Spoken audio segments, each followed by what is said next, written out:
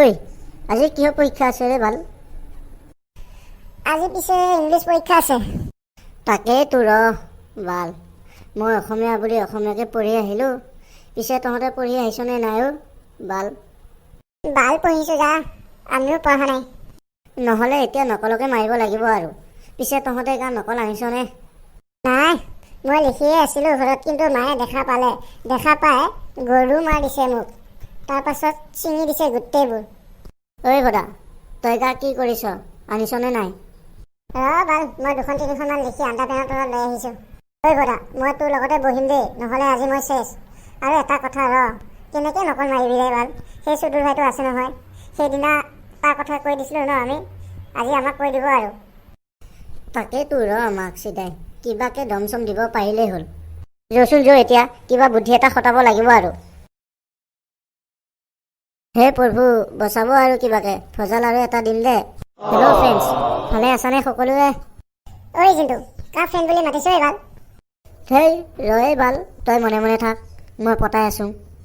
দে পতা, মই গমেই পোৱা নাছিলোঁ। দে পতা।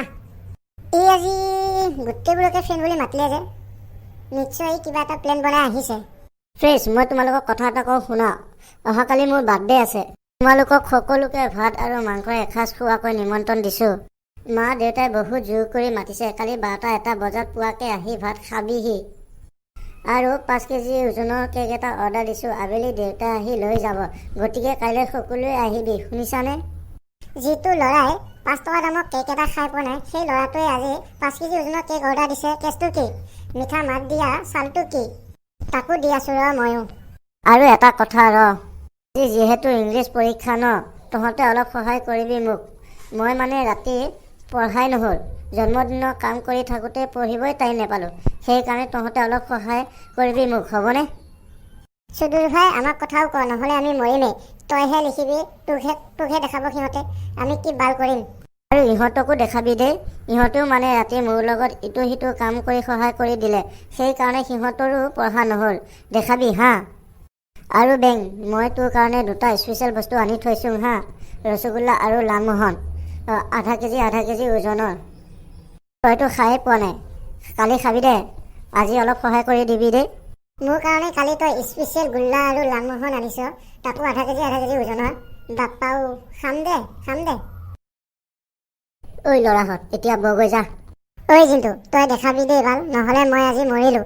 পৰীক্ষাত ফেল কৰিলে দেউতা হোটেলত কাম কৰিবলৈ থৈ দিব মোক। তই এতিয়া চিন্তা নকৰিবি, মই জাল পেলাই থৈছোঁ। যি লিখিব মন যায় তাকে লিখিবি, ইহঁতৰ পৰা চাই।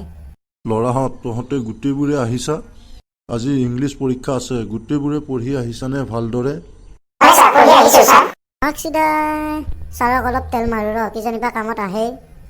ঐ ছাৰ, অহাকালি মোৰ বাৰ্থডে আছে আৰু মা দেউতাই বহুত জোৰ কৰি আপোনাক মাতিছে। মা দেউতাই আজি পৰীক্ষাত মোক অলপ হেল্প কৰিবলৈ কৈছে। যোৱাকালি ৰাতি মানে মোৰ পঢ়াই নহ'ল, গোটেই ৰাতিটো জন্মদিনৰ কাম কৰি থাকোঁতেই গ'ল। সেইকাৰণে ছাৰ অলপ হেল্প কৰি দিবলৈ কৈছে আৰু। ছাৰ, কালি আপোনাকো মাতিছে, নোযোৱাকৈ নাথাকিব আকৌ। ছাৰ, যাব আপুনিও ছাৰ? হয় নেকি? হ'ব দিয়া, যাম দে। পিছে এটা কথা ৰ'বা, তোমালোকৰ ঘৰটো মই চিনি নাপাওঁ নহয়, কেনেকৈ যাম মই? আপুনি কিয় ইমান চিন্তা কৰি আছে ছাৰ? আপোনাৰ হাতত স্মাৰ্টফোন আছে নহয়। গুগলত গৈ শুদ্ধ ভৱন বুলি চাৰ্চ কৰি দিবি, ধুনীয়াকৈ যাব পাৰিবি। গুগলত মেপত মই আমাৰ ঘৰৰ লোকেশ্যন দি থৈছোঁ ছাৰ, ধুনীয়াকৈ গুচি যাব পাৰিব আপুনি ছাৰ। নহ'লে এটা কাম কৰিব ছাৰ, ভৱন চকলৈ গৈ মোৰ নামটো যাকে নহয় সুধিব, ধুনীয়াকৈ দেখাই দিব মোৰ ঘৰটো, শুনিছানে ছাৰ? আচ্ছা, ভৱন চক ক'ত আছে? নামেই শুনা নাই দেখোন মই। ছাৰক তই মিছাকৈ কিয় মাতিছ হা? সেই ৰৈ বাল, ছাৰক মই পতাই আছোঁ। পৰীক্ষাত কি বাল লিখিবি? তোৰ পকৰখন লিখিবি নেকি হা? হয় নেকি? দে নহ'লে পতা, তয়ো মাল বেলেগ আৰু দেই। ছাৰ, শুনিছানে? আপুনি যাব হা কাইলৈ, নহ'লে মা দেউতা বেয়া পাব নহয়। দে, হ'ব দে, যাম দে। এতিয়া এই বহি আৰু প্ৰশ্ন অলপ পৰীক্ষা দে।